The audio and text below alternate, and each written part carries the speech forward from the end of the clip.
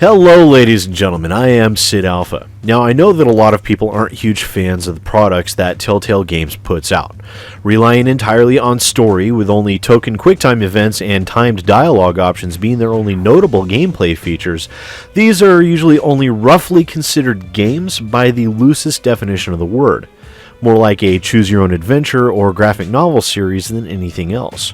Core gamers usually give these games a pass, but when someone decided to introduce The Dark Knight and Gotham City to the writers at Telltale Games, I could almost picture them laughing more hysterically and maniacally than Mark Hamill ever could.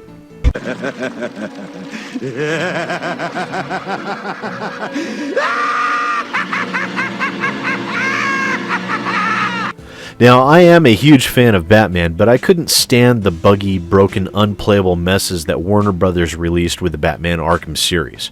So when I found out that there was a Telltale series being released that featured the early days of Batman and Catwoman, without even giving it a second thought, I clicked the buy button faster than you could say Alfred. You think you know everything about me, don't you? I dive at your bottom. I bloody well ought to, sir. But before we take a look at what Telltale presented us, let's take a quick look at the options menu. And here we are with the options menu. We have save files, where you can delete, copy, rename. Cloud saves are available as well.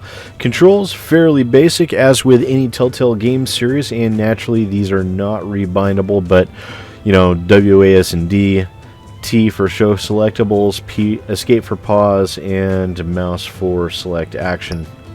So pretty basic.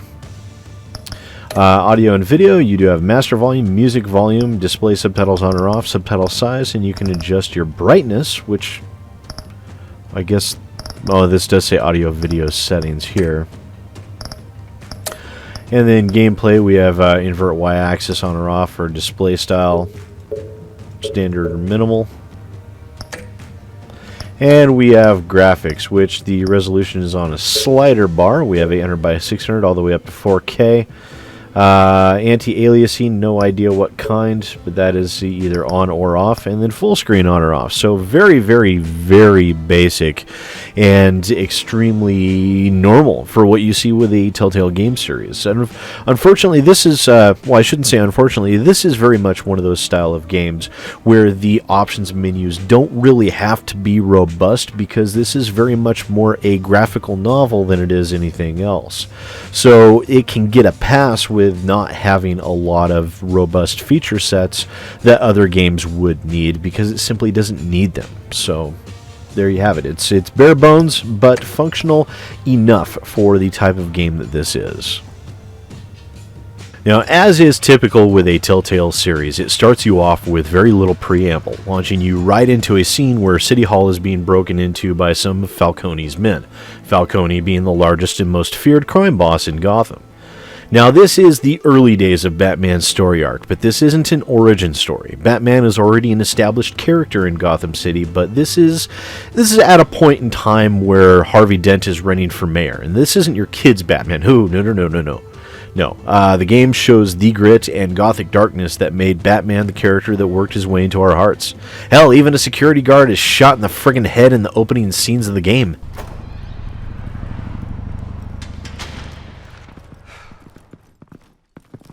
Hey, what are you... Yeah, people die. Now, in addition to its deliberately gritty undertones, the game is filled with several choices that directly affect the scenes and your interactions with the characters. Now, as this is only the first episode of a 5-part series, there's no way of knowing yet whether player choice actually matters on the end result of the story, or whether it's simply an illusion of choice. But the story is good, and ultimately I'm not overly concerned whether it's actual choice or simply an illusion of it at this moment. Now, the game plays as a fairly true-to-lore story, featuring a fair amount of scenes that really show off what you would expect from the Bat. For example, take the fight scene that occurs early on in the game between Batman and Catwoman.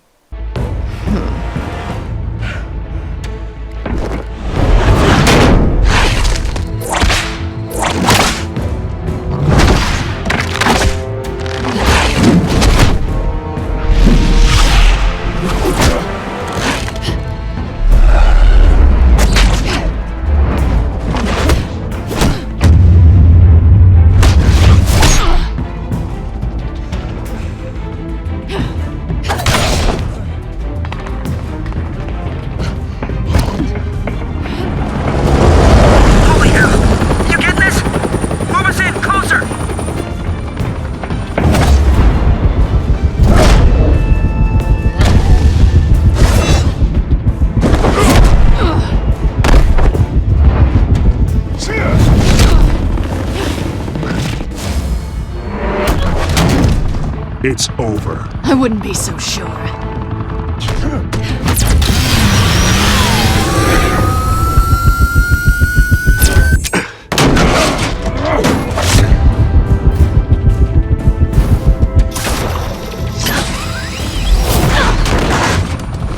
Now, there are also other scenes that show off Batman's deductive reasoning as well. This man's been badly burned, but the damage seems to originate from inside his skull. What did this?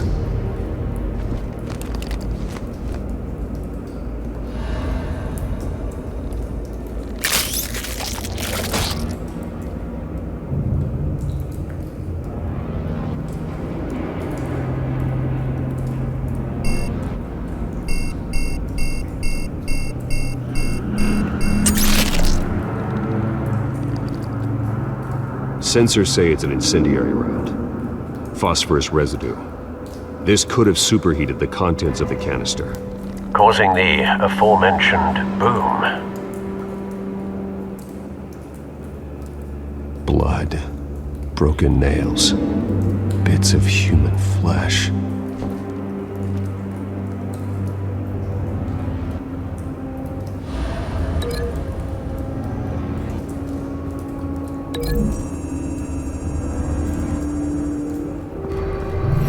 Cop shredded this merc to pieces, barehanded.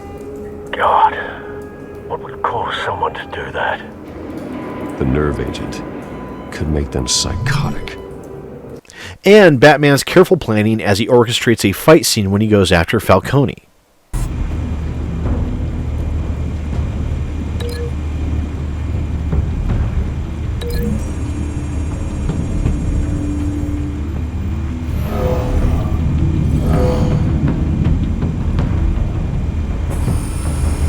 Bruce, have you formulated your plan of attack? I'm going in. Very good, sir. Your turn to crash his party.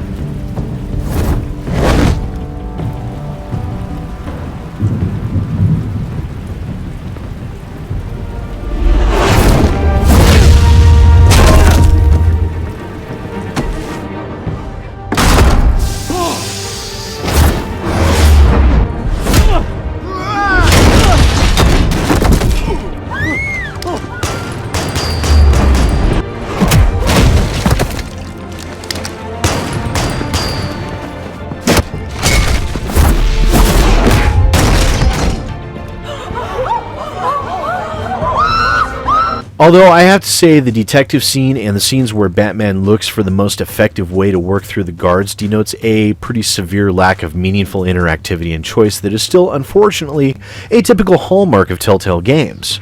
It's not that they're bad, it's just that they're empty, showing no real ability for you, the player, to deduce what's happening or decide on how to go about taking out the guards. It's all a dressed up version of connect the dots, which is a bit of a shame. Now, I wanted the opportunity to use my own brain to try and figure things out, to use my deductive reasoning to figure out what's actually a clue and what is superfluous information, but you're just not given that opportunity here, and that is a real shame.